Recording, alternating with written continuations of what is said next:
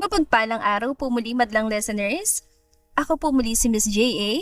na muli maghahandog sa inyo ng isa na namang maganda at nakakakilig na kwento na pinagbibidahan ng ating mga bidang karakter na sina Lucas and Sophia. Sana po'y magustuhan yung kwentong ito at kapulutan ng aral. Maraming salamat. Simulan na natin ang kwentuhan. Maliwanag ang mga ilaw sa buong mansyon ng pamilya Monteverde. Abala ang lahat ng mga kasambahay sa pag-aayos ng mga bulaklak at pagkain. Dumating na ang araw na hinihintay ng lahat. Ang pag-uwi ng bilyonaryong si Lucas Monteverde mula sa Amerika kasamang kanyang anak. Maayos na kaya ang lahat?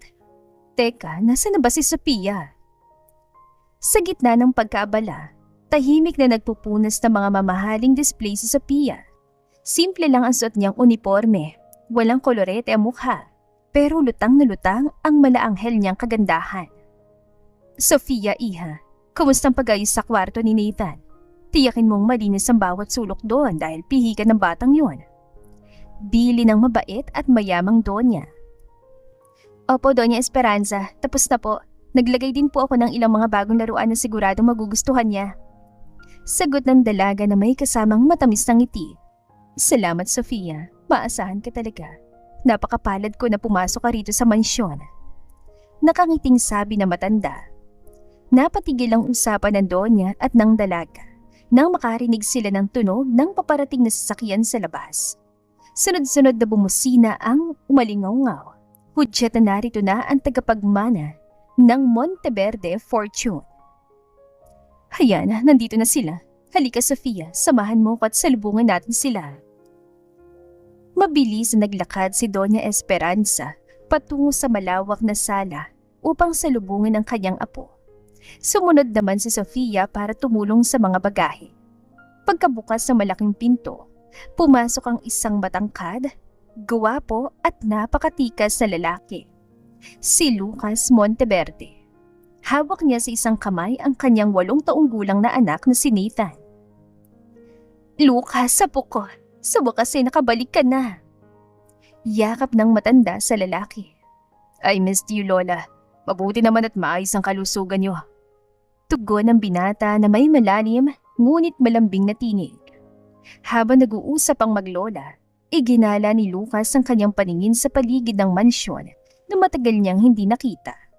Doon natapos ang kanyang mga mata sa isang babaeng nakatayo malapit sa hagdanan. Si Sophia. Napatitig si Lucas sa dalaga. Parang tumigil ang mundo ng bilyonaryo nang magtamang kanilang mga paningin. Hindi niya inaasahan na may ganito kagandang babae sa loob ng kanyang tahanan. Napansin naman ni Sophia ang titig ng kanyang amo kaya agad siyang yumuko bilang paggalang habang nakaramdam ng kakaibang kaba sa kanyang dibdib. Daddy, who is she? Is she an angel? Tanong ng batang si Nathan habang tinuturo si Sophia gamit ang maliit nitong daliri. Napangiti si Doña Esperanza, sinabi ng bata, at agad na tinawag ang dalaga. Sophia, lumapit ka rito. Apo, siya si Sophia, ang bagong kasambahay dito na nag-aasikaso sa akin at sa mga kwarto niyo. Paliwanag ng matanda. Magandang araw po, Senyorito Lucas. Welcome back po sa Pilipinas. Hello din sa iyo, Nathan. Bati ng dalaga na may pinakamatamis ng ngiti na tila nagpabago sa seryosong mukha ng bilyonaryo. Salamat, Sophia. Sana maging komportable ang anak ko sa iyo. Sagot ng lalaki na hindi pa rin inaalis ang tingin sa mga mata ng kasambahay. Hindi pa man nagtatagal ang unang araw ni Lucas sa Pilipinas. Alam niya sa sarili niya na may kakaiba sa babaeng ito. Isang simpleng kasambahay na may ngiting kayang magpabago sa takbo ng kanyang buhay. Daddy, can we sleep na? I feel tired. Nako, jet lag yan na po. Halika patutulugin kita. Namiss mo ba ang lola? Opo, Lola. Nang makaalis ang maglola, ay nagtungo na rin si Lucas sa kanyang kwarto para magpahinga. Makalipas ang ilang oras, gabi na ngunit maliwanag pa rin ang mga ilaw sa kusina ng mansyon. Hindi makatulog si Sophia kaya nagpasya siyang maghanda ng gatas para sa batang si Nathan. Habang naghihintay na uminit ang gatas, narinig niya ang mabibigat na hakbang papasok sa kusina. Nang lumingon siya, laking gulat niya nang makitang kanyang amo. Nakabihis na ito ng simpleng t-shirt at pantalong pantulog, ngunit naroon pa rin ang tikas at kakisigan nito. Senyorito Lucas, bakit po kayo gising pa? May kailangan po ba kayo? Ipaghahanda ko po kayo. Agad na bati ng dalaga habang inaayos ang kanyang apron. Hindi ako makatulog, Sofia. Jetlag siguro mula sa mahabang biyahe. Anong ginagawa mo rito ng ganitong oras? Tanong ng bilyonaryo habang lumalapit sa counter. Ipinagtimpla ko po lang ng gatas si Nathan, senyorito. Napansin ko po kasing medyo balisa siya kanina bago matulog. Baka po magising na naghahanap ng maiinom. Maigi na po yung may nakahanda na. Tinitigan ni Lucas ang dalaga. May kung anong init ang dumaloy sa kanyang dibdib nang makitang labis sa pag-aalaga nito sa kanyang anak. Gayong unang araw pa lamang nila sa mansyon. Salamat. Napakabait mo sa anak ko. Alam mo, mahirap siyang pakiusapan. Lalo na kapag bago ang paligid niya. Pero kanina, nakita ko siyang umingiti habang kausap ka. Naku, wala po yun, senyorito. Napakatalino at napakalambing pong bata ni Nathan. Madali po siyang mahalin. Sagot ng dalaga na bahagyang namula ang mga pisngi dahil sa titig ng lalaki. Wag mo na akong tawagin, senyorito, kapag tayo lang mag-uusap. Bukas na lang. Sabi ng bilyonaryo habang dahan-dahang humahakbang papalapit. Nako, hindi po pwede. Kasambahin niyo lang po ako. Baka po magalit si Doña Esperanza o ang mapapangasawa niyo. Ako masusunod dito sa mansyon, Sofia. At walang dapat magalit sa simpleng pagtawag sa pangalan ko. May halong biro ngunit seryoso ang mga mata ng lalaki. Bago pa man makasagot si Sofia, nakarinig sila ng boses mula sa pinto ng kusina. Ang boses na yon ay puno ng awtoridad at maarte ang tono. Lucas, babe? What are you doing here in the kitchen at this hour? At sino yung kausap mo? Pumasok si Katrina Villapuerte. Nakasuot ito ng isang mamahaling silk robe, perpekto ang buhok at puno ng kolorete mukha kahit gabi na. Agad na napatungo si Sofia nang makitang fiancé ng kanyang amo. Katrina, hindi lang ako makatulog. Kausap ko si Sofia, ang bagong kasambahay ni Lola. Inihanda niya yung gatas ni Nathan. Paliwanag ni Lucas na tila walang pakialam sa itsura ng kasintahan. Tinignan ni Katrina si Sofia mula ulo hanggang paa. Kitang-kita sa mga mata ng babae ang pandidire at selos, lalo na nang mapansin kung gaano kaganda ang mukha ng kasambahay kahit walang ayos. Isang kasambahay lang pala. Hayaan mo na si Jan. Let's go back to our room, babe. Hindi bagay sa isang bilyonaryong katulad mong tumatambay sa kusina kasama mga ganitong uri ng tao. Sabi ni Katrina habang kumakapit sa braso ni Lucas. Pasensya na po, Ma'am Katrina. Tatapusin ko lang po ito at aalis na ako. Mahinang pakiusap ng dalaga pero halatang napahiya ito. Katrina, huwag kang magsalita ng ganyan. Sofia is just doing her job. Sa way ni Lucas na bahagyang nairita sa inasal ng fiancé. Bagamat mayaman ay mababa ang loob ng binata, hindi ito matapobre gaya ng ibang mayayaman. Whatever, Lucas. Let's go. I miss you so much. Hila ng babae sa bilyonaryo palabas ng kusina. Bago tuluyang makalabas, lumingon muna si Katrina kay Sofia at binigyan ito ng isang matalim na titig. Tila ba isang babala na hindi niya nagustuhan ang nakita niya ng gabing yun. Kinaumagahan, maagang naghanda ng almusal si Sofia sa hardin ng mansyon. Doon gustong kumain ni Doña Esperanza dahil sariwa ang hangin. Maya-maya pa ay bumaba na ang mag-ama.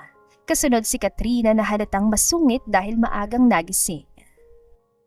Magandang umaga po. Maggalang na bati ng dalaga. Nang makita ni Nathan si Sofia na naglalagay ng mga plato sa mesa, agad na bumitaw ang bata sa hawak ng kanyang ama at tumakbo patungo sa dalaga. Ate Sofia, good morning po. Na-enjoy ko po yung gatas na iniwan niyo sa kwarto ko kagabi. Thank you po. Masayang bati ng bata habang niyayakap ang binti ng kasambahay. Magandang umaga rin sa iyo, Nathan. Mabuti naman at naubos mo yung gatas. Nagustuhan mo ba? Nakaluhod na tanong ng dalaga upang mapantayan ng bata. Opo, super sarap. Can you play with me later in the garden? Please? pakiusap ng bata habang nagmamakaawa ang mga mata. Gusto ko sana, Nathan, kaya lang marami pa akong lilinisin sa loob ng mansyon, baka mapagalitan ako eh. Narinig ni Lucas ang usapan, kaya agad siyang sumingit habang umuupo sa dulo ng mesa. Mula ngayon, Sofia, ang pangunahing tungkulin mo na ay ang alagaan si Nathan. Ako na magsasabi kay Lola. Gusto kong ikaw yung mag-asikaso sa lahat ng kailangan ng anak ko. Namilog ang mga mata ni Sofia sa narinig, habang si Katrina naman ay halos maibugang iniinom na kape sa galit. What? Lucas, are you out of your mind? Kukuha tayo ng professional nanny mula sa ahensya para kay Nathan.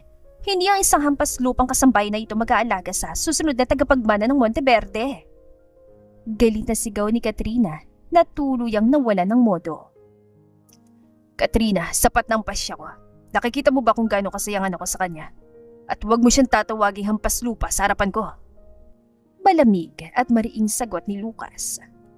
Nathan, come here to Mommy Katrina. I will buy you all the toys you want. Let's go to the mall later. Tawag ni Katrina sa bata upang bawiin ang atensyon nito. Ngunit sa halip na lumapit, lalong nagtago si Nathan sa likod ni Sofia at hinawakan ng mahigpit ang palda nito. I don't want to go with you. You are always shouting and you look scary. Gusto ko si Ate Sofia. Ayoko kitang maging mami ko.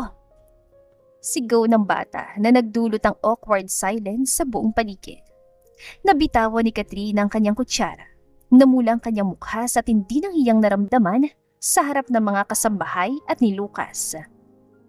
You ungrateful brat! Pagkatapos ng lahat ng ginagawa ko para sa'yo? Akmang tatayo si Katrina para hilahin ang bata, ngunit humarang si Lucas. Tama na, Katrina. Kung hindi mo kayang pakitunguhan ng maayos ang anak ko, mabuti pang umuwi ka na muna sa inyo. Huwag mong sisirain ang almusal namin. Lucas, ipinagtatanggal mong batang yan at ang katulong na yan kesa sa akin na fiancé mo? Are you out of your mind? Ano kong batang tinutukoy mo? Umalis ka na muna, Katrina, bago ko pa tuluyang mawala ng pasensya sa'yo. Sa tindi ng galit, kinuha ni Katrina ang kanyang mamahaling bag at naglakad papalayo habang nagdadabog. Umakyat siya ng kwarto at dali-daling nagbihis. Bago siya sumakay sa kanyang sasakyan, tumingin siya sa bintana ng mansyon kung saan nakatayo si Sofia. Tandaan mong araw na ito, Sofia. Hindi kita papayagang agawin ang buhay na para sa akin. Pababagsakin kita. Hindi mo kilala kung sinong binangga mo. Bulong ng kontrabida sa kanyang sarili. Matapos ang kaguluhan sa hapagkainan, nagpatuloy si Sofia sa kanyang mga gawain. Bitbit ang isang tray ng mga pinagkainan, naglakad ang dalaga patungo sa kusina. Ngunit pagdating niya sa madilim at mahabang hallway ng mansyon, biglang sumulpot mula sa gilid si Katrina. Galit na galit ang mukha nito at namumula pa rin ang mga pisngi sa tindi ng hiyang natamo. Wait lang, huwag mo akong talikuran. Matigas na utos ng babae habang humaharang sa daan ni Sofia. Napatigal si Sofia at maayos na hinawakan ng tray upang hindi malaglag ang mga baso at plato. Bahagya siyang yumuko bilang paggalang, ngunit hindi niya inalis ang kanyang tatag. Ma'am Katrina, may kailangan po ba kayo? Andito pa pala kayo. Akala ko po umalis na kayo kanina. Idediretso ko lang po sana ito sa kusina para mahugasan. Mahinang sagot ng dalaga.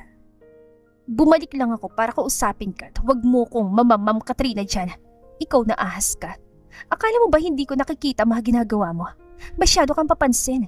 Ginagamit mo pang bata para mapalapit kay Lucas. Singhal ng babae habang dinuduro ang mukha ng kasambahay. Wala po akong ginagawang masama, ma'am. Inaalagaan ko lang po si Nathan dahil yun ang utos sa akin ni Doña Esperanza at ni Lucas. At kailanman po, hindi ko gagamitin ng isang inosenteng bata para sa pansariling interes. Aba, sumasagot ka na ngayon. Tandaan mo kung anong posisyon mo sa bahay na ito. Isang hamak na katulong ka lang. Isang pirasong basahan na pwedeng itapon kahit kailan ko gustuhin. Akong fiancé ni Lucas. Ako magiging asawa niya at reyna ng mansyong ito. Si isang piti ko lang. Pwedeng-pwede kitang palayasin sa pagmamahay ko. Gigil na sabi ng dalaga. Tinignan ng diretsyo ni Sofia si Katrina. Nasasaktan siya sa mga salita nito. Ngunit pinalaki siya ng kanyang mga magulang na may dangal, kahit mahirap ang kanilang pamumuhay. Alam ko po ang lugar ko rito, Ma'am Katrina. Katulong lang po ako, opo. Pero hindi po ibig sabihin niyon ay may karapatan na kayong tapakan ng pagkatao ko. Nagtatrabaho po ako ng marangal. At kung palayasin niyo man ako, aalis ako na malinis ang konsensya ko. Hindi ko po kasalanan kung mas gusto ni Nathan na kasama ako kaysa sa inyo na palaging sumisigaw. Ani Sofia. Walang hiya ka. Ang lakas sa loob mong magsalita ng ganyan sa akin. Sino ka ba sa tingin mo? Galit na sigaw ni Katrina. Sabay angat ng kanyang kamay upang sampalin si Sofia. Pumikit si Sofia at naganda sa darating na sakit. Ngunit bago pa man dumampi ang palad ni Katrina sa kanyang pisngi, isang malakas at matigas na kamay ang sumalo sa braso ng kontrabida. Pagkadilat ng mga mata ni Sofia, nakita niya si Lucas. Madilim ang mukha ng bilyonaryo at tila nagbabaga ang mga mata nito sa galit. Subukan mong ituloy ang balak mo, Katrina, at sisiguraduhin kong ito ng huling araw na makakatapa ka sa lupay ng mga Monteverde. Malamig at mariing banta ng lalaki sabay tabig sa braso ng kasintahan. Lucas, babe, kanina ka pa riyan? Pinagbibintangan kasi ako ng katulong nito. Sinasabi niya na wala akong kwentang ina para kay Nathan. Pagsisinungaling ng babae habang pilit na nagpapakaawa ng luha. Narinig ko lahat, Katrina. Narinig ko kung paano mo tawaging hampas lupa't basahan ng taong walang ibang ginawa kundi alagaan ng anak ko. At para malaman mo, walang karapatan ng utusan si Sofia na umalis dito dahil ako nagpapasweldo sa kanya, hindi ikaw. Fiancé mo ako, Lucas. Bakit pinapanigan mong isang katulong kaysa sa akin? Dapat protektahan mong karapatan ko bilang magiging asawa mo. Ang kasal natin ay isang kasunduan ng mga pamilya natin, Katrina. Pero kung ganitong ugali na ipapakita mo sa loob ng tahanan ko, baka dyan pa lang ay magbago ng isip ko. Pasamihal ka sa akin sa Sofia sa mansyong ito kaysa sa'yo. Dahil sa Sofia, may puso. Ikaw, puro estado at pera lang laman ng utak mo. Gaya ng sabi ko, umalis ka na muna. Bakit mo bumalik ka na naman? Umalis ka na muna, please. Nangangatog sa takot at hiya si Katrina. Hindi niya akalain na ganoon na lang ang pagpapahalaga ni Lucas sa kasambahay. Wala siyang nagawa kundi umalis habang umiiyak sa galit. Hindi pa tayo tapos, hampas lupang babae. Bulong niya sa sarili. Nang tuluyang makaalis si Katrina, binalingan ni Lucas si Sofia. Doon lang napansin ng dalaga na nanginginig na palang kanyang mga binti at dahan-dahang pumatak ang mga luha na kanina pa niyang pinipigilan. Kinuha ni Lucas ang tray mula sa mga kamay ni Sofia at ipinatong muna ito sa isang lamesa malapit sa dingding. Sofia, tumingin ka sa akin. Malambing na pakiusap ng binata. Dahan-dahang iniangat ni Sofia ang kanyang mukha. Agad na inabot ni Lucas ang kanyang kamay at gamit ang kanyang mga hindalaki. Marahan niyang pinunasan ng mga luha sa mga pisngi ng dalaga.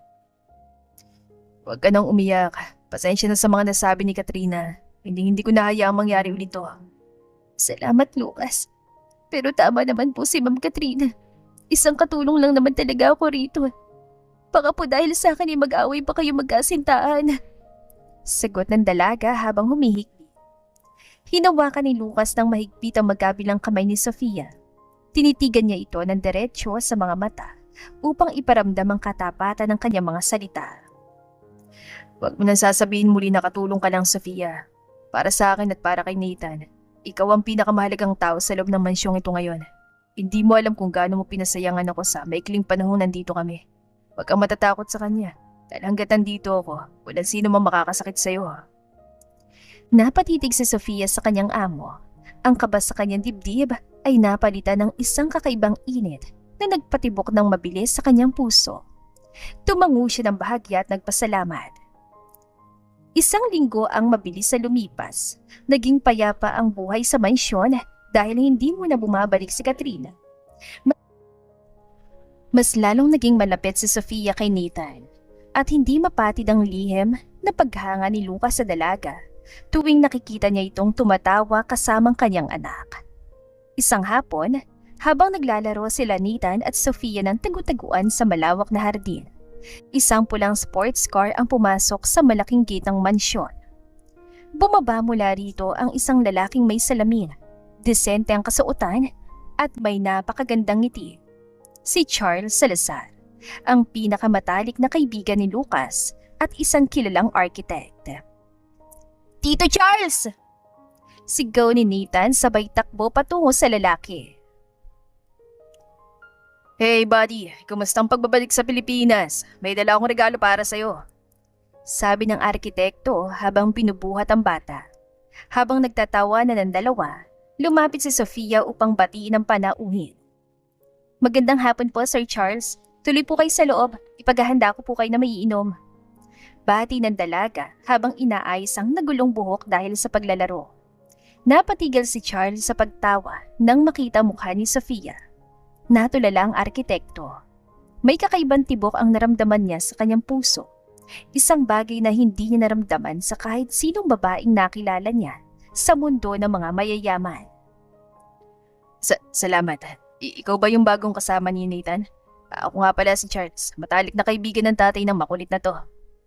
Pagpapakilala ng lalaki habang iniabot ang kanyang kamay sa dalaga. Opo, Sir Charles. Ako po si Sofia. Ako po yung nag-alaga kay Nathan ngayon. Nahihiyang tinanggap ng dalaga ang pakikipagkamay ng arkitekto. Sa puntong yon, lumabas si Lucas mula sa mansyon at nakitang eksena. Biglang dinaluyong ng matinding selos ang bilyonaryo nang makitang hawak ng kanyang matalik na kaibigan ang kamay ni Sofia. Mabilis siyang naglakad patungo sa dalawa. Charles, napadalaw ka at nakilala mo na palang kasambahay ko. Seryosong sabi ni Lucas habang humaharang sa pagitan ni na Charles at Sofia. Lucas bro, oo nga, napakabait at napakaganda pala ng nag-aalaga kay Nathan. Napakaswerte mo naman na may ganito kayong kasama sa mansyon. Sabi ni Charles na may kahulugan ng mga ngiti. Sofia, maaari mo na munang dalhin si Nathan sa loob para makapagpalit ng damit. May pag-uusapan lang kami ni Charles. Utos ng bilyonaryo na may halong lamig sa tinig. Sige po, halika na Nathan. Sunod ang dalaga sabay hila sa bata patungo sa loob ng mansyon. Nang makalayo ang dalawa, tinapik ni Charles ang balikat ng kanyang kaibigan. Bro, huwag mo sabihin, nagmamasungit ka sa akin dahil sa kasambahay mo. Don't tell me, type mo siya.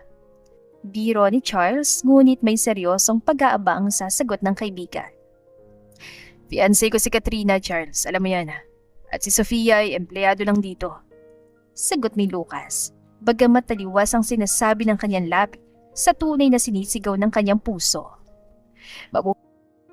Mabuti naman kung ganun. Dahil kung wala kang interes sa kanya, baka akong unang manligaw sa kanya, Lucas. Napakabait niyang babae at napakaganda. Nanginig ang kamao ng mga kamay ni Lucas sa loob ng kanyang pulsa. Hindi niya akalain na ang kanyang matalik na kaibigan ang magiging unang karibal niya sa pusong unti-unti nang inaangkin ng isang simpleng kasambahay. Mali ang nararamdaman ko. Di ako dapat nagkakaroon ng pagtingin sa ibang babae. Kahit pa pinagkasundo lamang kami ni Katrina, kahit pa masama siya sa aking anak, ay mananatili akong tapat sa kanya. Bulong ni Lucas sa kanyang sarili. Ilang linggo pa lumipas at madalas nang pumunta si Charles sa mansyon ng mga Monteverde. Hindi na si Lucas ang pinupuntahan niya, kundi ang pagkakataong makita at makausap si Sofia. Nagdadala siya ng mga prutas, bulaklak at kung ano-anong bagay para lang mapangiti ang dalaga. Isang gabi, habang nagpapahinga si Sofia sa labas ng quarters ng mga kasambahay, lumapit si Charles na may dalang 2 tasa ng mamahaling kape. Sofia, pwede ba akong makiupo? May dala akong kape. Alam kong mahilig ka dito. Alok ng arkitekto na may kasamang magalang ng ngiti. Nako, Sir Charles, gabi na po, bakit nandito pa kayo sa labas? Baka po makita kayo ni Senyorito Lucas. Kabado ngunit nakangiting sagot ang dalaga habang tinatanggap ang kape. Wag mong isipin si Lucas. Nandito ako para sa iyo, Sofia. Gusto lang kitang makausap at kamustahin. Mabuti naman po ako, Sir Charles. Sobrang nagpapasalamat nga po ako dahil napakabait niyo sa akin. Kahit isa lang akong simpleng katulong dito. Humarap si Charles kay Sofia at hinawakan ang kamay nito ng may buong pag-iingat. Huwag mo na sasabihin yan, Sofia. Para sa akin, hindi ka lang basta kasambahay. Ikaw yung pinakamagandang babaeng nakilala ko. At gusto ko malaman mo na seryoso ako sa'yo. Gusto kitang ligawan. Napatitig si Sofia sa arkitekto. Halos nabitawan niyang tasa ng kape. Hindi niya alam kung ano ang isasagot. Mabait si Charles, maalalahanin, at palaging pinaparamdam sa kanya na special siya. Ngunit sa tuwing iisipin niyang pag-ibig, Ang mukha ng masungit ngunit mapagmahal na si Lucas ang palaging lumalabas sa kanyang isipan. Sir Charles, hindi ko po alam yung sasabihin ko. Napakataas niyo para sa isang katulad ko. Mahinang tugon ng dalaga. Hindi hadlang ang yaman sa taong totoong nagmamahal, Sofia. Bigyan mo lang ako ng pagkakataon. Wala pa rin ho talaga sa isip ko mga bagay na yan eh. Hindi ako nagmamadali, Sofia. Mahal kita, tanda ako maghintay. Kayo pong bahala. Pag-iisipan ko po pero wala po akong may papangakong sagot sa inyo. Hindi alam ng dalawa. Mula sa balkonahe ng ikalawang palapag ng mansyon, nakatayo si Lucas. Hawak ang isang baso ng alak. Pinagmamasdan niyang masayang pag-uusap ni na Charles at Sofia. Ang tindi ng selos at galit na nararamdaman ng bilyonaryo ay halos bumasag sa basong hawak niya. Hindi maaari, Charles. Hindi ko hayaang makuha mong babaeng unang nagpatibok ng puso ko pagkatapos ng maraming taon. Bulong ng bilyonaryo habang madilim ang mga mata na nakatitig sa dalawa. Napakadumi naman dito. Teka nga't makapaglinis dito. Mainit ang sikat ng araw kaya napagpasyahan ni Sofia na maglinis ng mga salamin sa may poolside ng mansyon.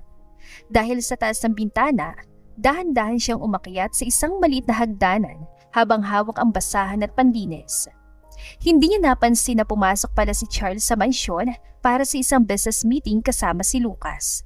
Nang makita ng arkitekto ang dalaga na nahihirapan, patakbo itong lumapit. Sofia, mag-iingat ka riyan, baka mahulog ka. Sabi ng arkitekto habang hinahawakan ng ibabang bahagi ng hagdan para hindi ito gumalaw. Nako Sir Charles, kayo po pala. Ayos lang po ako, sanay naman po ako sa ganitong trabaho. Sagot ng dalaga habang nakangiti pababa sa lalaki. Kahit na, hindi ko kaya makitang nasasaktan ka. Daan-daan sa pagbaba, hawakan mo kamay ko. Inabot ni Charles ang kanyang kamay. Walang nagawa si Sofia kundi tanggapin ito. Nang makababa ang dalaga, napansin ni Charles na may alikabok ang dulo ng ilong ni Sofia. Natawa ng bahagyang arkitekto at dahan-dahang kinuhang kanyang sariling panyo. Napakalambing ng pagkilos si Charles habang pinapahid ang dumi sa mukha ni Sofia. Ayan, napaka-clumsy mo talaga pero napakaganda mo pa rin. May dala nga pala akong libro para sa'yo. Alam ko mahilig ka magbasa kapag gabi. Sabi ng lalaki habang inilalabas ang isang nobela mula sa kanyang bag.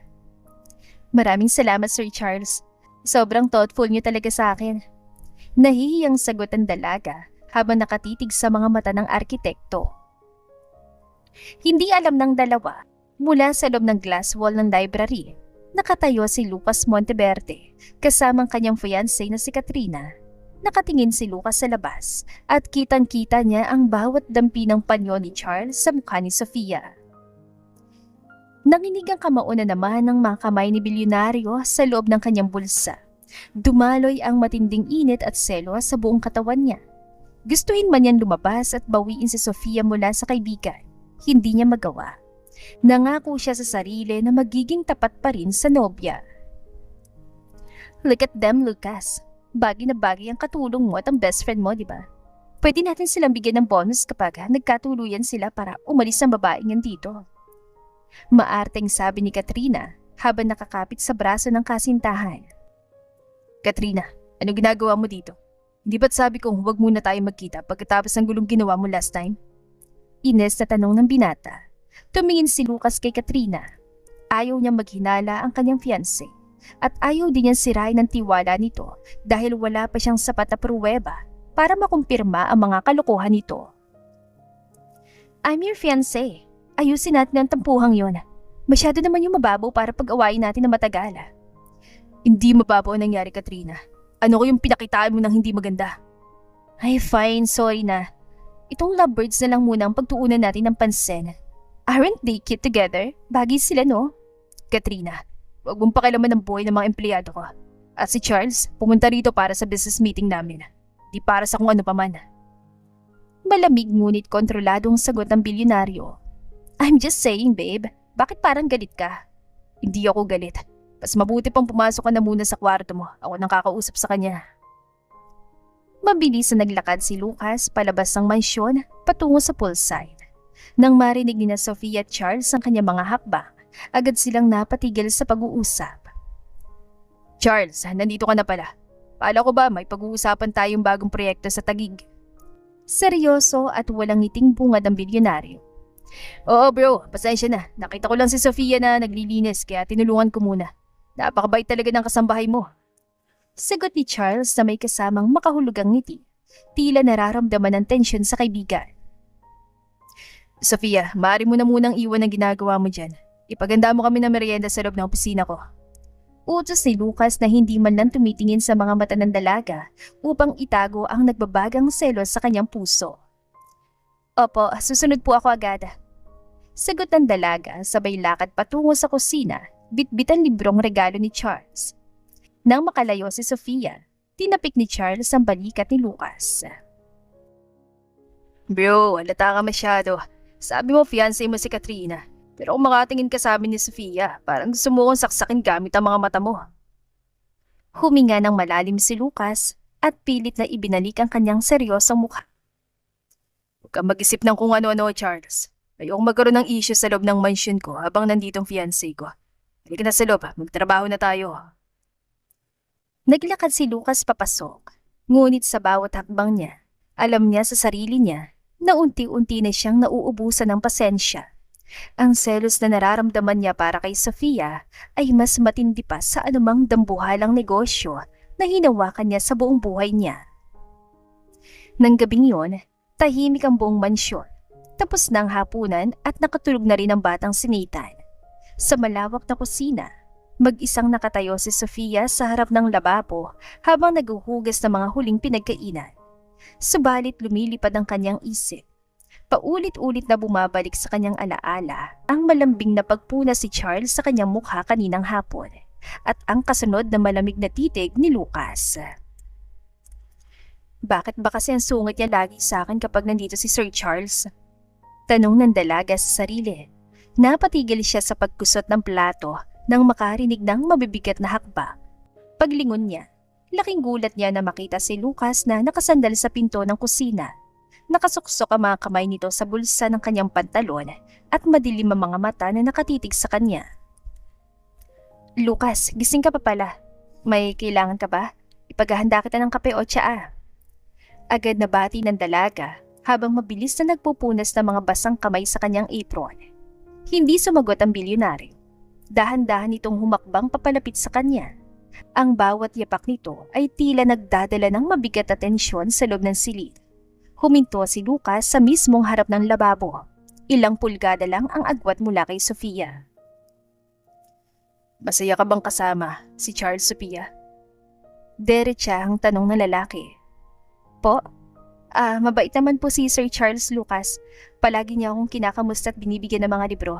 Malaki po yung pasasalamat ko sa kanya. Sagot ng dalaga na nagsimulang kabahan. Pasasalamat lang ba talaga, Sofia? O binibigyan mo siya ng pag-asa na ligawan ka? Nakita ko kayo sa poolside. Kung maglapit kayo at kung paano niya hawakan ang mukha mo, parang higit pa sa pasasalamat ang meron sa inyong dalawa. Naramdaman ni Sofia ang tindi ng selo sa mga salita ng bilyonaryo. Nasaktan din siya sa tono nito na tila pinaparatangan siya. Iniyuko niyang kanyang ulo, tinitigan ng sariling mga kamay na magaspang dahil sa trabaho. Lucas, isang simpleng kasambahay lang ako dito sa mansyon niyo. Wala akong karapatang mag-isip ng ganyan. Si Sir Charles, mayaman, tanyag at galing sa mataas sa pamilya. Katulad mo rin siya. Kayong dalawa, masyadong mataas ang lipunang ginagalawan niyo para sa isang katulad ko na ulil at lumaking mahirap. Wala akong karapatang pumili o magbigay ng pag-asa sa kahit kanino sa inyo dahil alam ko ang lugar ko. Nang marinig ni Lucas sa mga salitang yun, tila may kumurot sa kanyang puso. Hindi niya napigilan ang kanyang sarili. Hinawakan niyang magkabilang balikat ni Sofia at marahang iniharap sa kanyang dalaga. Pinipilit itong tumingin ng diretsyo sa kanyang mga mata. Huwag mong sabihin yan, Sofia. Akala mo ba pera o estado ang tinitignan ko? Nung nandun ako sa Amerika, napapaligiran ako ng mga pinakamayayamang tao, kasama na si Katrina. Pero pakiramdam ko, patay ang buong mundo ko. Pero nang makita kita, nang makilala kong kabutihan mo, doon ko lang naramdaman na buhay ako muli. Hindi ko kailangan ng pera mo dahil marami ako niyan. Ang kailangan ko ay ang puso mo. Mabilis ang paghinga ni Lucas habang nakatitig sa nangangatog na mga labi ng dalaga. Ang lalim ng titigan nila ay napuno ng matinding emosyon at tensyon. Gustong-gusto nang sabihin ni Sofia na siya rin ay may nararamdaman para sa bilyonaryo. Ngunit ang isip niya ay pinapaalalahanan pa rin siya ni si Katrina, ang opisyal na fiancé nito. May fiancé ka na, Lucas. Huwag nating gawin to.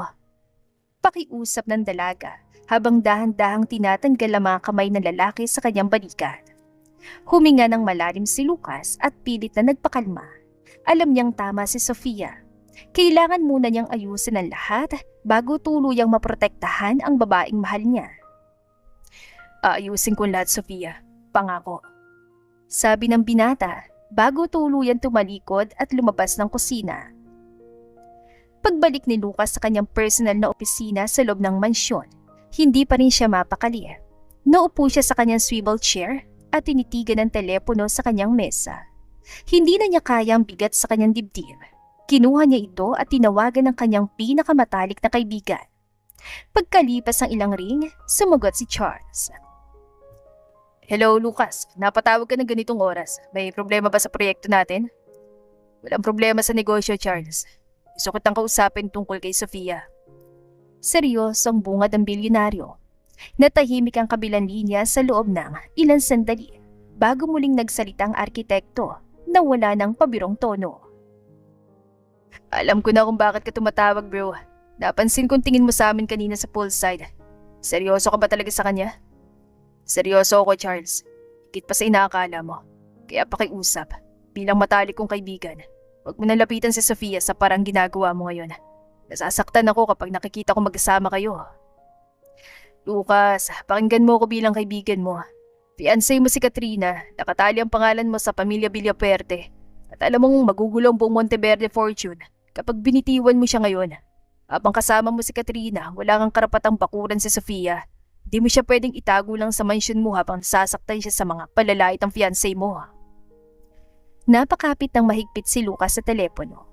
Alam niyang may punto ang kanyang kaibigan, ngunit hindi pa rin niya kayang sumuko. May ginagawa akong investigasyon ngayon, Charles. Kapag napatunayan ko mga hinala ko kay Katrina, tatapusin kong engagement.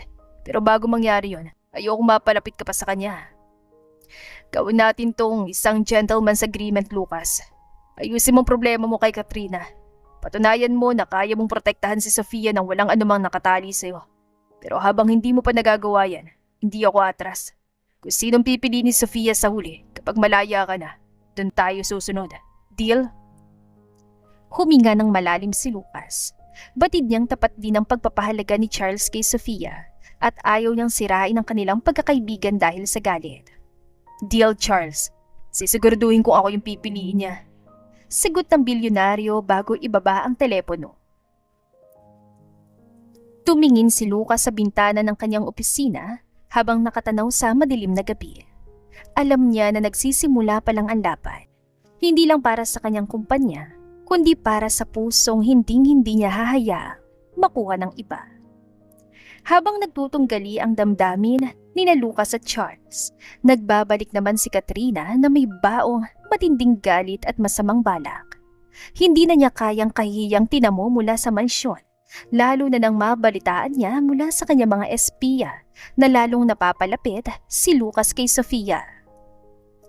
Nagkita si Katrina at ang kanyang pinagkakatiwalaang tauhan sa isang madilim na restaurant. Nakahanda na ba ang lahat? Tiyakin mong walang butas ang planong ito. Gusto kong makita ang hampas lupang kasambahay na yon na umiiyak habang kinakaladkad ng mga pulis. Galit na utas ng dalaga habang humihit-hit ang sigarilyo. Sinabi ng tauhan na nakuha na raw niya ang duplicate key ng kwarto ni Sofia at naihanda na rin ang peking CCTV footage na magpapakita na pumasok siya sa silid ni Katrina para magnakaw ng mga alahas. Magaling. Bukas na bukas din. Sa oras ng hapunan kung saan kumpletong pamilya Monteverde. Isasagawa natin ang planong yan. Sisiguraduhin kung kahit si Lucas ay hindi siya magagawang ipagtanggol. Isang malademonyong ngiti ang gumuhit sa mga labi ni Katrina. Para sa kanya, ang kayamanan at ang titulong Mrs. Monteverde ay para lang sa kanya at walang sino mang kasambahay ang may karapatang umagaw niyon. Kinaumagahan, walang kaalam-alam si Sofia sa panganib na paparating. Masaya niyang inihahandang paboritong pagkain ni Nathan para sa hapunan. Pumasok si Katrina sa mansyon na may dalang malaking kahon ng mga alahas, kunwaring magpapakita ng kabaitan kay Doña Esperanza. Lola Esperanza, tignan niyo ang bagong diamond necklace na binili ko para sa kasal namin ni Lucas. Napakaganda, hindi ba? Maarteng pagmamalaki ng babae. Napakaganda nga, Katrina. Tiyakin mong maitatago mo yan ng maayos sa iyong kwarto. Sagot ng matanda na walang kaalam-alam. Sumulyap si Katrina kay Sofia, na kasalukuyang nag-aayos ng lamesa at lihim ng ngumiti ang kontrabida. Nagsisimula ng kanyang laro. Dumating ang oras ng hapunan. Kumpleto ang lahat sa hapagkainan. Si Lucas, Doña Esperanza, Nathan at si Katrina. Kasalukuyang nagsisilbi ng pagkain si Sofia nang biglang tumayo si Katrina. Pumasok sa kwarto niya para daw kuhanin ang kanyang cellphone, pero bigla itong sumigaw ng napakalakas. Oh my God! Ang diamond necklace ko! Nawawala ang diamond necklace ko sa kwarto ko! Hysterical na sigaw ni Katrina habang hawak ang kanyang dibdib. Ano ba sinasabi mo, Katrina? Baka naman naiwan mo lang kung saan. Kalmadong sagot ang bilyonaryo na nairita sa ingay ng fiancé. Hindi, Lucas. Sure ako nilagay ko yun sa aking jewelry box bago ako bumaba. Pinagnakaw nun at sigurado akong isa sa mga katulong mong kumuha. Mabilis sa tinawag ni Katrina ang security head ng mansyon na kasabot niya sa masamang plano. I-check mo si CCTV. Ngayon din, gusto ko malaman kung sino yung pumasok sa kwarto ko habang kumakain kami ng hapunan. Pagkalipas na ilang minuto, bumalik ang security head dalang isang tablet at ipinakitang video kay Lucas at Doña Esperanza. Sa video, malinaw na makikita ang isang babaeng may kaparehong tangkad, buhok at uniforme ni Sofia na pumasok sa kwarto ni Katrina at lumabas sa may dalang isang maliit na kahon. Tignan niyo, si Sofia, siya yung nagdako ng alahas ko. Kitang-kita sa CCTV! Sigaw ni Katrina habang itinuturo ang nangangatog na si Sofia. Hindi po totoo yan, ma'am. Hindi po totoo. Hindi po ako pumasok sa kwarto niyo buong gabi. Nandito lang po ako sa kusina at kasama ko si Nathan.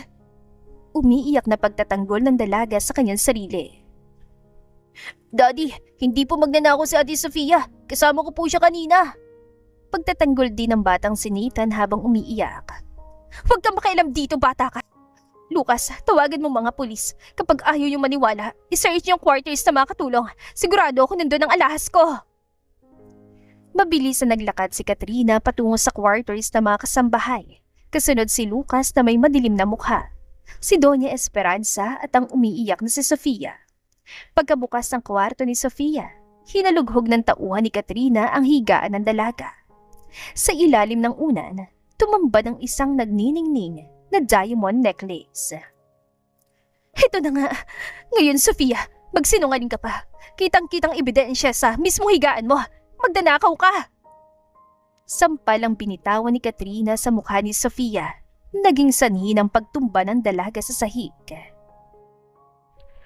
Umiyak ng husto si Sofia habang hawak ang kanyang pisngi. Tumingin siya kay Lucas. Nagmamakaawa na paniwalaan siya ng lalaking lihim niyang minamahal. Lucas, maniwala ka sa akin. Hindi ko magagawa yan. Hindi ako magnanakaw. Pakiusap ng dalaga habang umaagos sa mga luha. Tumingin si Lucas kay Sofia. Pagkatapos ay sa alahas at huli sa nakangiting si Katrina. Huminga ng malalim ang bilyonaryo. May kung anong talino at hinalang pumasok sa kanyang isipan. Kilala niya si Sofia at alam niyang hindi itong uri ng tao na gagawa ng ganong krimen. Dalhin niyo muna si Sofia sa isang kwarto sa mansyon. Huwag yung tatawagan ng mga pulis hanggang sa hindi ko natatapos ang sarili kong investigasyon. Utos si Lucas na ikinagulat ni Katrina. Ba't Lucas? Kitang-kita ng ebidensya. Sabi ko, ako mag-iimbestiga, Katrina. Walang tatawag ng pulis. Mariing sigaw ng bilyonaryo na nagpatahimik sa lahat. Hindi mapakali si Lucas sa kanyang silid. Hindi siya naniniwala sa nakita niyang CCTV footage. Alam niyang masyadong madali at halatang nakaplano ang lahat para pabagsakin si Sofia. Agad niyang tinawag ang kanyang pinagkakatiwalaang IT expert at private investigator mula sa kanyang kumpanya. Gusto kong suriin mo yung CCTV footage na ibinigay ng security head ng mansyon. Tignan mo kung may manipulasyon o kung binago ang mukha ng babaeng nasa video gamit ang deepfake technology.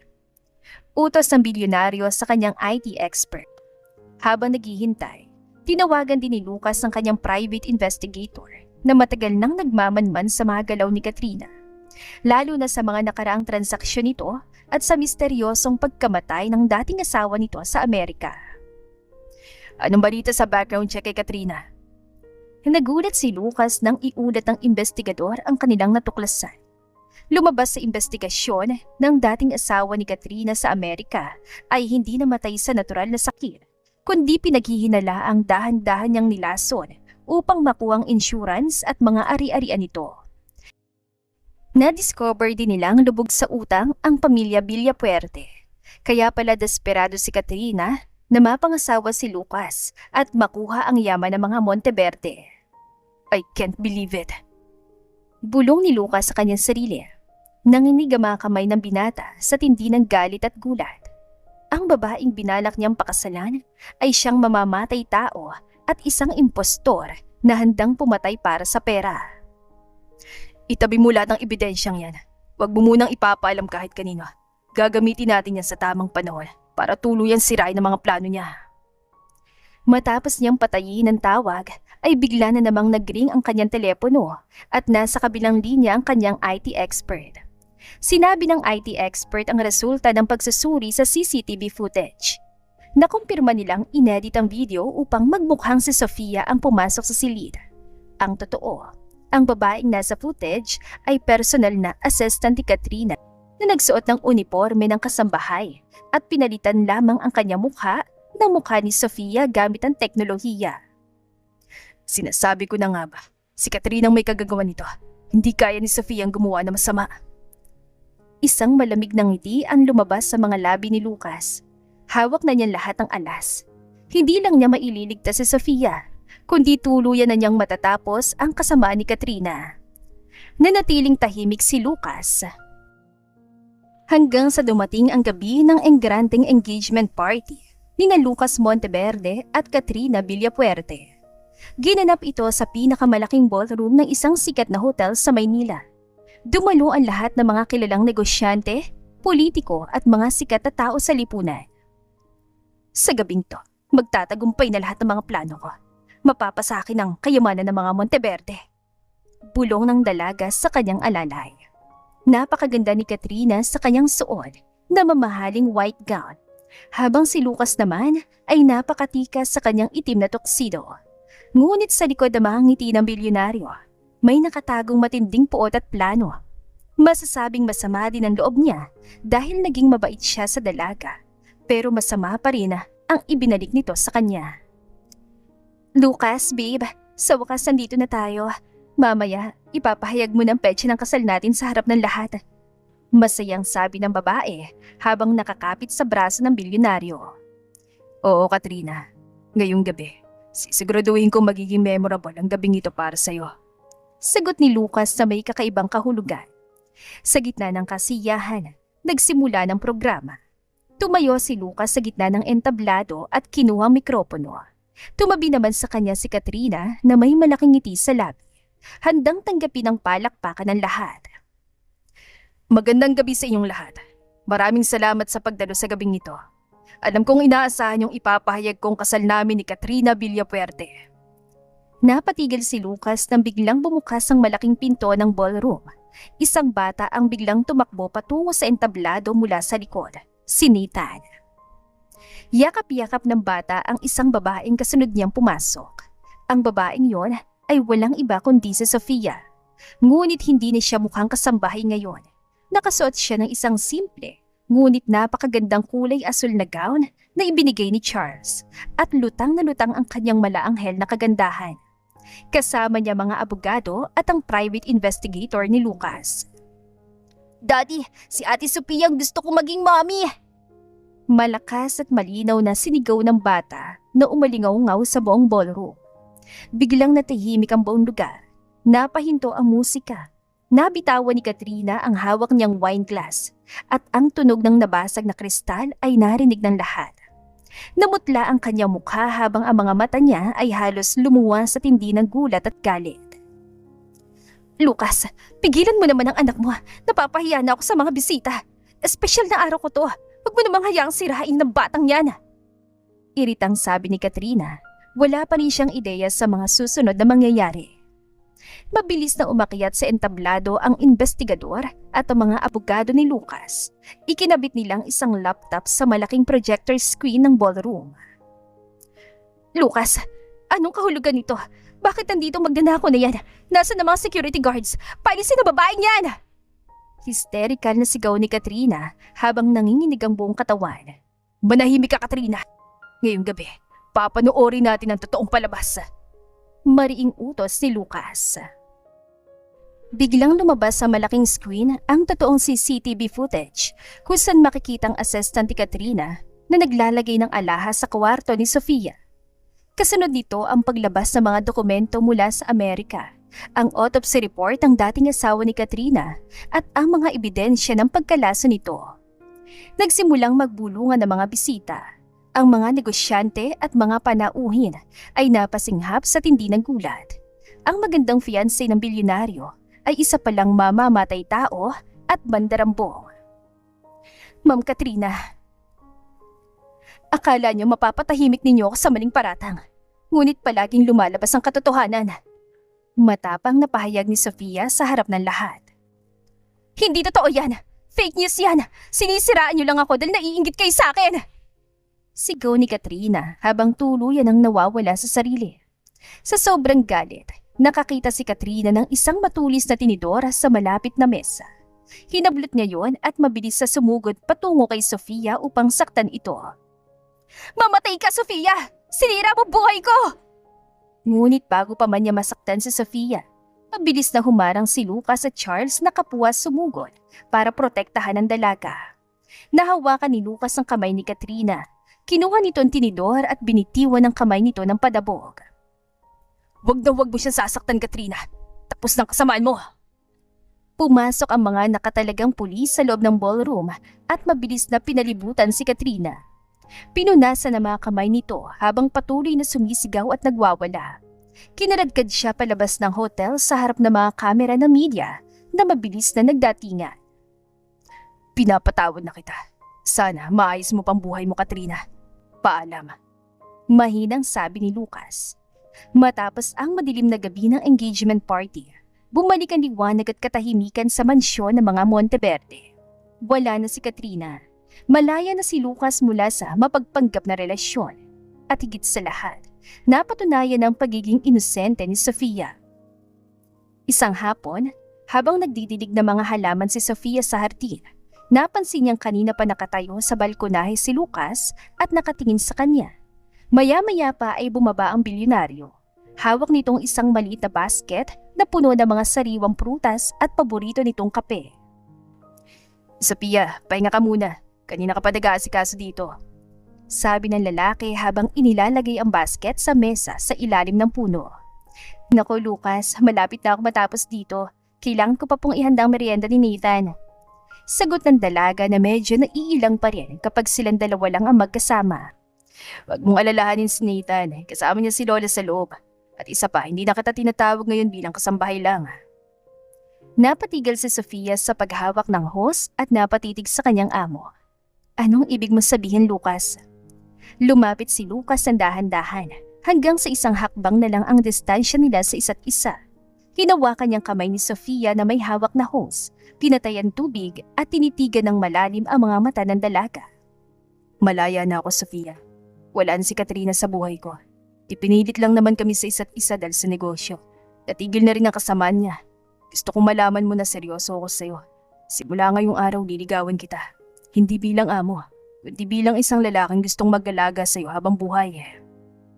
Nangangatog ang mga labi ni Sofia sa tindi ng kabat-saya. Hindi niya akalain ng isang bilyonaryong katulad ni Lucas ay magtatapat sa kanya ng ganitong kasinsero. Lucas, isang simpleng katulong lang ako. Maraming mas mayaman at mas sosyal na babae riyan na mas bagay sa'yo. Mahinang bulong ng dalaga habang nakayuko. Sinabi ko na sa'yo, ikaw ang nagpabago sa puso ko. Hindi ko kailangan ng kayamanan ng iba dahil meron na ako niyan. Ang kailangan ko ay ang malaanghel mong puso na nagpapasaya sa amin ni Nathan araw-araw. Pagbigyan mo lang ako, Sofia. Hindi na nakasagot si Sofia dahil sa sobrang pamumula ng kanyang mga pisngi. Ngunit ang dahan-dahang pagtango ng kanyang ulo ay sapat na para magpalawak sa ngiti ng bilyonaryo. Wala nang bawian na. Biro ni Lucas at naghalakhakan sila. Lumipas ang mga araw at seryoso si Lucas sa kanyang sinabi. Tuwing gabi, imbes na magkulong sa kanyang opisina para mag-asikaso ng negosyo, mas pinipili ng bilyonaryo na tumambay sa kusina para samahan si Sofia sa paghahanda ng hapunan. Isang gabi, habang nagbabalat ng patatas si Sofia, biglang pumasok si Lucas sa may dalang gitar. Nagulat ang dalaga dahil hindi niya alam na marunong pala itong tumugtog. Lucas, anong ginagawa mo riyan sa gitara? Magpapatugtog ka ba para kay Nathan? Hindi para kay Nathan, para sa'yo. Sabi ni Lola, mahilig ka raw sa mga lumang kanta ng pag-ibig. Sagot ng lalaki habang umuupo sa isang silya malapit sa counter. Nagsimulan dumaan ang mga daliri ni Lucas sa mga kwerdas ng gitar. Isang malambing at seryosong tugtog ang umalingaw-ngaw sa kusina. Habang tumutugtog, hindi inalis ni Lucas ang kanyang paningin kay Sofia. Nandito lang ako, Sofia. Hindi kita iiwan pababayaan muli. Sabi ng binata sa gitna ng kanyang pagtugtog. Napatigil si Sofia sa pagbabalat. Nadala siya sa boses at sa tapat na emosyon ng lalaki. Ramdam na ramdam niya ang pag-aalaga nito. Salamat, Lucas. Napakabuti mo sa akin. Hindi ko akalain ng isang katulad mo ay gagawa ng ganito para sa isang katulad ko. Gagawin ko ang lahat, Sophia. Kahit magmula ako sa pagiging tagabalat ng patatas gabi-gabi, basta kasama kita. Biro ng bilyonaryo na nagpatawa ng malakas sa dalaga. Habang nagtatawa na ng dalawa, biglang pumasok si Nathan sa kusina at nakita ang eksena. Wow! Daddy is singing to Ate Sofia. Are you courting her, Daddy? Can she be my mommy now? Masayang tanong ng bata habang tumatalon sa tuwa. I'm working on it, buddy. Kaya kailangan mo akong tulungan na pasagutin si Ate Sofia mo. Sagot ni Lucas sabay kindat sa kanyang anak. Nako, kayo mag-ama talaga. Pinagkakaisahan niyo ako. Sabi ni Sofia na halos mamatay sa kilig habang tinatapos ang pagluluto. Isang araw, bago ang kanilang bakasyon, dinala ni Lucas sina Sofia at Nathan sa isang sikat at eksklusibong mall sa Makati. Nagulat si Sofia nang pumasok ang sasakyan sa private parking ng mall at agad silang sinalubong ng personal na gwardiya ng lugar. Lucas, bakit tayo nandito? Sabi mo, maglalakad lang tayo. Masyadong mamahali ng mga tinda dito. Hindi ako bagay sa ganitong lugar. Bulong ng dalaga habang hinihilang laylayan ng kanyang simpleng t-shirt. Nandito tayo para mamili ng mga gagamitin mo para sa biyahe natin bukas, Sofia. At wag mo nang sasabihin na hindi ka bagay dito. Kahit anong lugar sa mundo bagay sa'yo. Sagot ng bilyonaryo na may kasamang malambing na ngiti habang hawak ang kamay ng dalaga.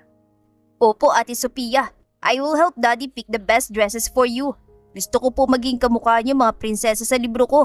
Masayang sigaw ng bata habang hila-hila ang kabilang kamay ni Sofia. Ikaw talaga, Nathan. Napakabait mong bata. Thank you, ha? Pumasok sila sa isang sikat na high-end boutique kung saan ang mga nakasabit na damit ay nagkakahalaga ng katumbas ng ilang buwang sweldo ng isang ordinaryong manggagawa. Napaurong si Sofia sa may pinto, lalo siyang nahiya nang makitang tinitignan siya mula ulo hanggang paa ng dalawang sales lady na nakatayo malapit sa counter. Nakilala kasi ng mga ito si Sofia, kaya pinagbubulungan nila na dati lang daw katulong ang dalaga. Nakakahiya, hindi talaga ako bagay dito. Umuwi na lang tayo, Lucas, ayoko na dito. Agad niyang binitiwan ang kamay ni Lucas at yumuko. Nasaktan siya ngunit bago pa man siya tuluyang makalayo, mabilis siyang hinila ni Lucas pabalik sa kanyang tabi. Humarap ang bilyonaryo sa mga sales lady na may madilim at seryosong mukha. Sino manager ng butik na ito? Tawagin mo siya ngayon din. Malamig at mariing utos si Lucas na nagpatahimik sa buong tindahan. Mabilis na lumabas ang manager mula sa opisina nito. Halatang kabado nang makilala ang bilyonaryong kliyente. Ang dalawang empleyado mo'y walang modo. Ang babaeng kasama ko'y reyna ng buhay ko at ang magiging asawa ko. Kung hindi nyo kaya siyang tratuhin na may buong paggalang, pwede kong bilhin ng buong building na ito ngayon din para lang tanggalin kayo sa trabaho. Namutla ang dalawang sales lady at agad na yumuko para humingi ng paumanhin, habang si Sofia naman ay napatingin kay Lucas. Gulat na gulat at labis na naantig sa ginawang pagtatanggol ng lalaki. Lucas, tama na. Okay lang ako. Huwag mo nang palakihin ang gulo. Mahinang pakiusap ng dalaga habang hinahawakan ang braso ng binata. Huminga ng malalim si Lucas at tumingin kay Sofia. Agad na nagbago ang kanyang mukha mula sa galit patungo sa labis sa lambing. Gagawin ko lahat para sa'yo, Sofia. O Nathan, simulan na natin ang pagpili ng damit para sa ate Sofia mo. Opo, Daddy. Ate Sofia, isukat mo po itong kulay blue na dress. Bagay po to sa'yo. Nagpalit-palit ng mga damit si Sofia sa loob ng fitting room. Tuwing lalabas siya, abot langit ang papuri ni Lucas at Nathan. Ang bawat labas ng dalaga ay sinasalubong ng palakpak ng kanyang anak-anak at ng titig ni Lucas na puno ng nag-uumapaw na paghanga. Pagkatapos mabili ang lahat ng damit, dinala ni Lucas si Sofia sa isang sikat na jewelry store sa loob din ng mall. Lucas, marami na tayong nabili. Huwag na tayong pumasok dyan. Hindi ko naman kailangan ng mga alahas. Hindi to para sa luho, Sofia. May gusto lang ako ibigay sa'yo. Pumasok sila, tinuro ni Lucas ang isang simpleng kwintas na may pendant na hugis malit na anghel, nagawa sa puting ginto at may maliit na diamante sa gitna. Kinuha ito ni Lucas at dahan-dahang sinuot sa leg ni Sofia habang nakatitig sa salamin. Ang kwintas na ito ay tanda ng simula ng relasyon natin, Sofia. Katulad ng pendant na ito, ikaw yung anghel na nagligtas sa pamilya namin ni Nathan. Hindi ko to alisin sa'yo. Salamat, Lucas. Iingatan ko to habang buhay.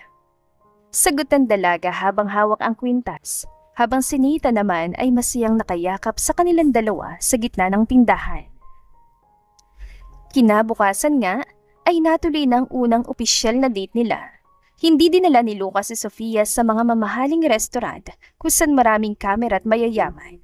Sa halip, nirentahan niyang isang pribadong rest house sa Tagaytay na overlooking sa Taal Volcano, kung saan sariwa ang hangin at tahimik ang paligid. Kasama pa rin nila si Nathan dahil gustong patunayan ni Lucas na ang panliligaw niya kay Sofia ay para sa buong pamilya nila. Habang naglalakad sina Lucas at Sofia sa malawak na damuhan, hinawakan ni Lucas ang kamay ng dalaga. Masaya ka ba rito, Sofia? Sobrang saya ko, Lucas. Ang tagal ko nang hindi nakakalabas ng Maynila. Ang sarap sa pakiramdam ng ganitong katahimikan. Gusto kong ibigay sa iyo lahat ng katahimikan at kaligayahang nawala sa iyo nung bata ka pa. Alam kong ulila ka na, Sofia. Pero simula ngayon, gusto kong malaman mo na kami ni Nathan at lola ng pamilya mo. Napatigil si Sofia sa paglalakad. Tumingin siya kay Lucas at nakita ang katapatan sa mga mata nito. Walang halong pag-alinlangan. Salamat, Lucas.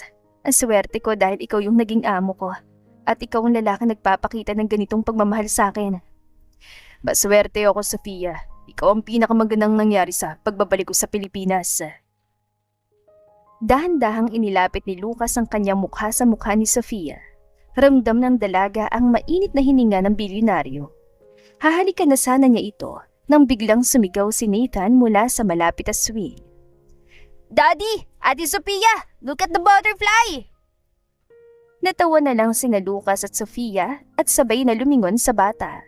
Hinila ni Lucas si Sofia patungo kay Nathan at doon sa malamig na hangin ng Tagaytay, magkahawak kamay nilang pinagmasdan ang paglalaro ng bata. Isang pamilyang unti-unti nang nabubuo dahil sa pag-ibig. I love you. Mahal na mahal din kita, Lucas. Makalipas ang 1 taon, isang napakagandang kasal ang naganap sa isang matandang simbahan sa Maynila.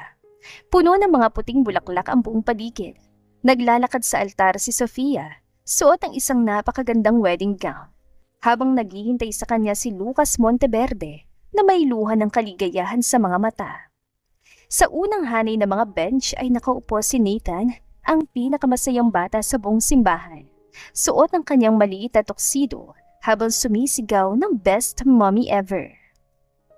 Kasama rin si Doña Esperanza na umiiyak sa kagalakan. Sa wakas, natagpuan na ng aking paboritong apo ang tunay na pag-ibig. Sa likod naman ay si Charles na may kasama ng isang magandang arkitekto din, ang babaeng para talaga sa kanya. Habang sa loob ng malamig na kulungan, pinagmamasdan ni Katrina ang lumang dyaryo na naglalaman ng balita tungkol sa engranding kasal ni na Lucas at Sofia. Umiiyak ang kontrabida habang hawak ang rehas. Nawala ang lahat sa akin. Ang pera, ang status. Bulong niya habang nakatingin sa kawalan. At doon niya napagtanto sa gitna ng kanyang pag-iisa na hindi pera ang pinakamahalagang nawala sa kanya, kundi ang pagkakataong maging tunay na masaya sa piling ng taong kaya sanang magmamahal ng tapat sa kanya, pero sinayang niya lahat dahil lamang sa pera. Matapos ang kasal, humarap sina Lucas at Sofia sa mga bisita habang magkahawak ang kanilang mga kamay. Salamat, Sofia. Akala ko nun, pera at kapangyarihan ang magpapasaya sa akin, pero binago mong buong mundo ko. Mahal kita, Lucas. Kahit anong tambuhalang bagyon dumating, hindi ko bibitiwan ang kamay mo. At sa ilalim ng basbas ng pag-ibig, naghalikan ng bilyonaryo at ang kanyang malaanghel na kasambahay. Isang pagpapatunay na ang tunay na kayamanan ay hindi nasusukat sa laki ng bank account, kundi sa laki ng pag-ibig na nagmumula sa puso. Yay! May mami na ako! Happy family na kami! Sigaw ng bata at natuwa naman ang mga bisita. Isang taon matapos ang engranding kasal, tuluyan ang napuno ng ligaya at pagmamahal ang mansyon. Wala na ang takot, selos at mga lihim na kaaway. Ang natira na lang ay ang dalisay na pag-ibig ni na Lucas at Sofia. Isang maagang umaga, nagising si Sofia dahil sa marang haplos sa kanyang mukha. Pagkadilat ng kanyang mga mata, ang nakangiting mukha ng kanyang asawa ang tumambad sa kanya. Good morning, my beautiful wife. Bati ng bilyonaryo, sabay halik sa noo ng dalaga. Magandang umaga rin, Lucas. Bakit gising ka na? Maaga pa ha? Baka antukan ka sa trabaho. Sagot ni Sofia habang sumisiksik ang sarili sa dibdib ng lalaki. Wala akong pakialam sa trabaho ngayon. Mas gusto kong panuorin kang natutulog. Alam mo, araw-araw kong pinagpapasalamat sa Diyos na ikaw ang kasama ko pagising ko. Nako, binabola mo na naman ako na maaga. Baka marinig ka na mga kasambahin natin. Isipin nila napakabulero ng amo nila. Biro ng dalaga na may kasamang matamis ng ngiti. Hayaan mo sila, asawa kita, kaya may karapatan akong maging sweet sa'yo kahit anong oras. Sabi ng binata, sabay yakap na mas mahigpit sa asawa. Habang naglalambingan ng mag-asawa, biglang bumukas ang pinto ng kanilang silid. Pumasok si Nathan, hawak ng isang drawing na ginawa niya sa paaralan. Mami Sophia, Daddy, look at my drawing! Masayang sigaw ng bata habang tumatakbo patungo sa kama at sumasampa sa gitna ng dalawa. Ano ba yan, anak? Patingin nga si Mommy? Sabi ni Sofia habang kinakarga ang bata at hinahalikan nito sa pisngi. Ipinakita ni Nathan ang drawing. May 4 na tao doon. Isang matangkad na lalaki, isang babaeng may pakpak ng anghel, isang maliit na bata, at isang sanggol na nasa loob ng stroller. Wow, buddy. Napakaganda naman yan. Pero bakit may baby dyan sa drawing mo? 3 lang naman tayo dito ah. Pagtataka ng bilyonaryo habang ginugulo ang buhok ng anak. Sabi po kasi ng teacher ko, draw may family daw po. Kaya nagdrawing ako ng baby brother or sister. Daddy, kailan niyo ba ako bibigyan ng kalaro? Gusto ko na pong maging kuya. Nagkatinginan sina Lucas at Sofia. Bahagyang namula ang mga pisngi ni Sofia, habang si Lucas naman ay napatawa na malakas at binalingan ng asawa. Ayan Sofia, may request ng panganay natin. Mukhang kailangan na nating pagtrabahuhan yan. Biro ng lalaki na ikinalaki ng mga mata ng dalaga. Lucas, ano ba yan? May bata sa harap natin. Saway ni Sofia habang hinahampas ng mahina ang balikat ng asawa, pero hindi maitagong kilig sa kanyang mukha. Yay! Magiging kuya na ako! Masayang sigaw ng bata habang niyayakap ang kanyang mami Sofia. Kalipas ang 3 buwan, isang hapon, habang naghahanda ng merienda si Sofia para sa magama sa hardin, bigla siyang nakaramdam ng matinding pagkahilo. Napakapit siya sa lamesa at halos mabuwal ang baso ng juice na hawak niya. Agad na nakita ito ni Lucas na kasalukuyang nagbabasa ng mga papeles sa sofa. Patakbo siyang lumapit sa asawa. Sofia, okay ka lang? Ano nangyayari sa'yo? Namumutla ka.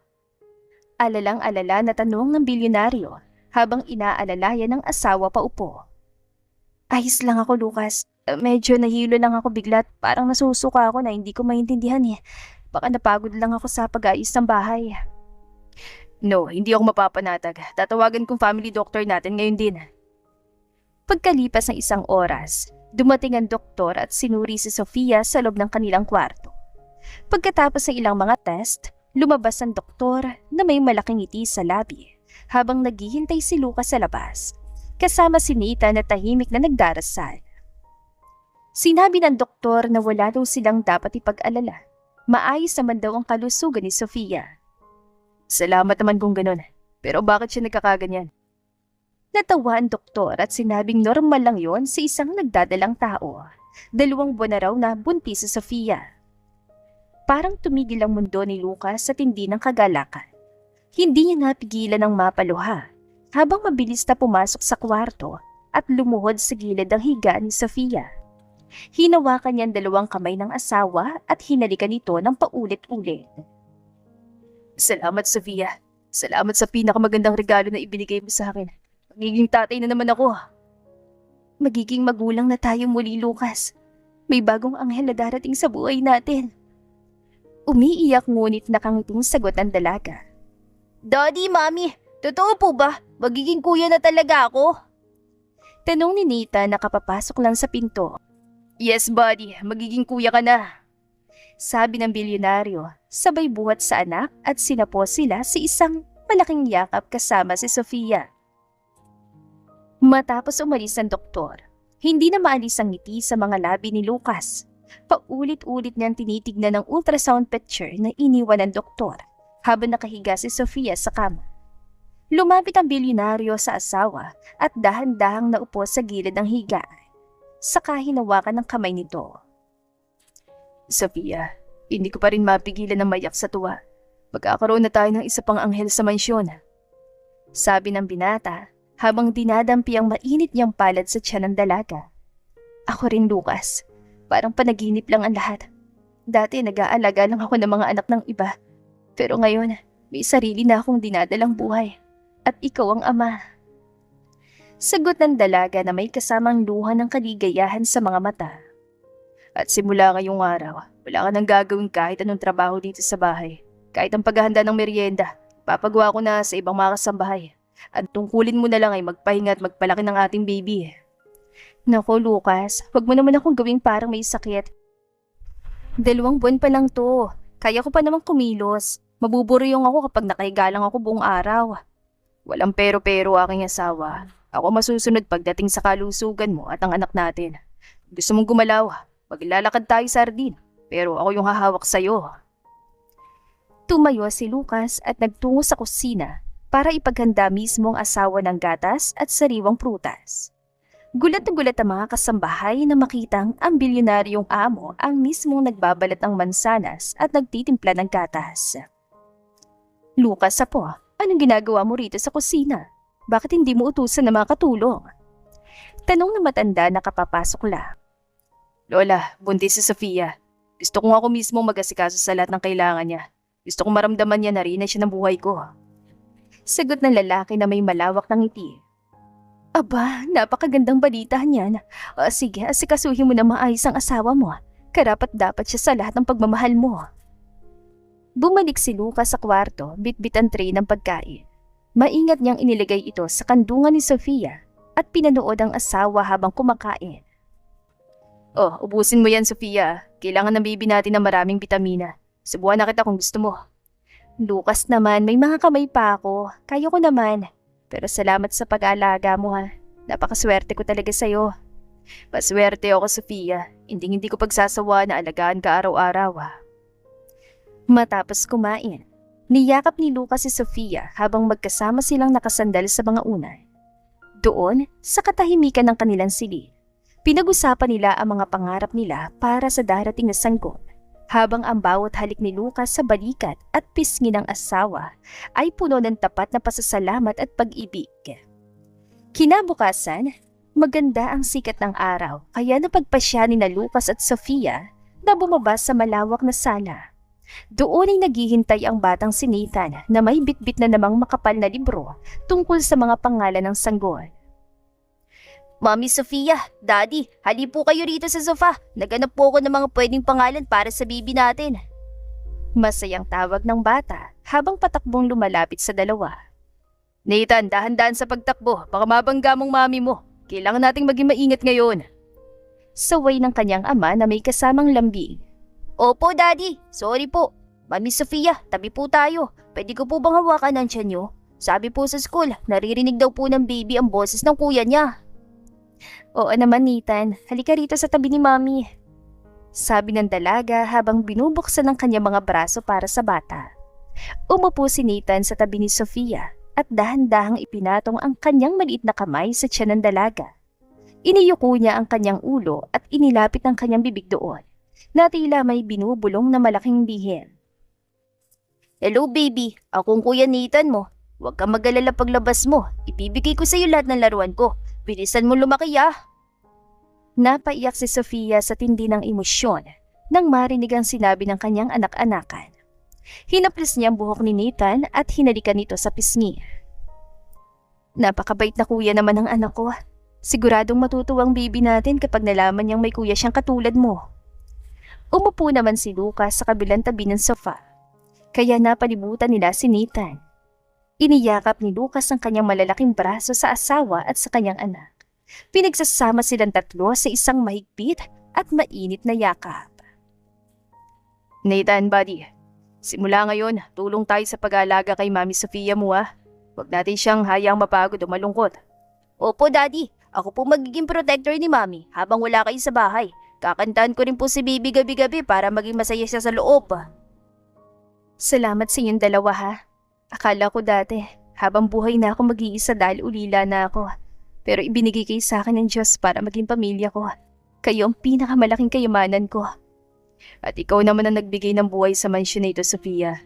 Kung wala ka, baka hanggang ngayon malamig at walang buhay ang tahanang ito. Ikaw ang puso ng pamilyang ito. I love you, Mami Sofia. I love you, Daddy. Sigaw ng makulit na bata habang niyayakap silang dalawa. We love you too, buddy. At mahal na mahal namin ang baby na darating sa buhay natin.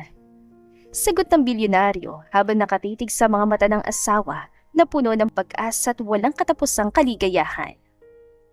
Doon sa malawak na sala ng mansyon ng mga Monteverde, 3 puso ang nag-uumapaw sa saya, naghihintay sa pagdating ng isa pang anghel na lalong magbubuklod sa kanilang pamilya. Dumating ang araw na isinilang ang bunsong anak ni na Lucas at Sofia, isang napakagandang sanggol na babae na pinangalanan nilang Angelica, hangos sa malaanghel na ugali ng kanyang ina. Maliwanag ang sikat ng araw sa hardin ng mansyon. Nakaupo si Sofia sa isang tumba-tumba habang karga ang natutulog na si baby Angelica. Sa kanyang tabi, nakaupo sa damuhan si Lucas, nakasandal ang ulo sa kandungan ng asawa habang pinapanood ang mag-ina. Habang sa di kalayuan, masayang naglalaro si Nathan kasamang kanilang aso. Paminsan-minsan ay sumusulyap sa kanyang bunsong kapatid na may malaking ngiti. Sofia, tignan mong pamilya natin. Dati akala ko wala nang kulay ang buhay ko nung umuwi ako mula Amerika. Pero dumating ka, isang simpleng kasambahay na nagbigay ng pinakamalaking kayamanan sa puso ko. Bulong ng bilyonaryo habang hinahawakan ang dulo ng daliri ng sanggol. At ikaw naman, Lucas, ang nagparamdam sa akin na kahit gaano kahirap ang pinagdaanan ko noon, may nakalaan pa ng magandang buhay para sa akin sa piling mo at ng mga anak natin. Sagot ng dalaga habang hinahaplos ang buhok ng asawa. Humarap si Lucas kay Sofia. Dahan-dahang bumangon at idinampi ang kanyang mga labi sa labi ng asawa. Isang halik na puno ng pasasalamat pangako at pag-ibig na hinding-hindi matatapos. Ang pamilya Monteverde ay hindi lang basta mayaman sa pera, kundi sila ng pinakamayamang pamilya sa buong mundo dahil sa pag-ibig na nagbibigkis sa bawat isa sa kanila. 5 taon pang mabilis sa lumipas, ang hardin ng mansyon ng mga Monteverde na dating tahimik at formal ay tuluyan ng naging tahanan ng walang katapusang tawanan. Sa ilalim ng malalagong puno, may nakatayo ng isang maliit na playground at treehouse na personal na idinisenyo ni Charles bilang regalo para sa mga bata. Kasalukuyang nakaupo si Sofia sa bench, suot ang isang simpleng puting bestida. Malayo ang kanyang tingin, ngunit may bakas ng labis na kapayapaan sa kanyang mukha, habang pinagmamasdan ng kanyang pamilya. Si Nathan, na ngayon ay 14 na taong gulang na at isang matikas na binatilyo, ay masayang tinuturuan ng kanyang 5 taong gulang na kapatid na si Angelica na magbisikleta. Ayan, Angelica, dahan-dahan lang sa pagpedala. Nandito lang sa likod mo si kuya, di kita hayaang mahulog. Sabi ng binatilyo habang maingat na hawak ang upuan ng maliit na bisikleta. Ang galing naman ng baby ko, mag-iingat ka riyan ng kuya mo Sagot ni Sofia sabay kaway sa 2 anak. Habang nakangiti ang dalaga, naramdaman niyang isang pares ng malalaking kamay na dahan-dahang pumatong sa kanyang mga balikat mula sa likod. Isang pamilyar na halikan dumampi sa kanyang pisngi, si Lucas. Anong iniisip ng aking Reyna? Tanong ng bilyonaryo habang umuupo sa tabi ng asawa at hinawakan ng kamay nito. Wala naman, Lucas. Tinitignan ko lang yung mga anak natin. Parang kailan lang, kasambahay mo lang ako na takot at takot kapag tinitignan mo ko ng seryoso. Ngayon, ganito na tayo kalayo. Natawa ng bahagya si Lucas at inakbayan ng asawa. Inilapit ito sa kanyang dibdib.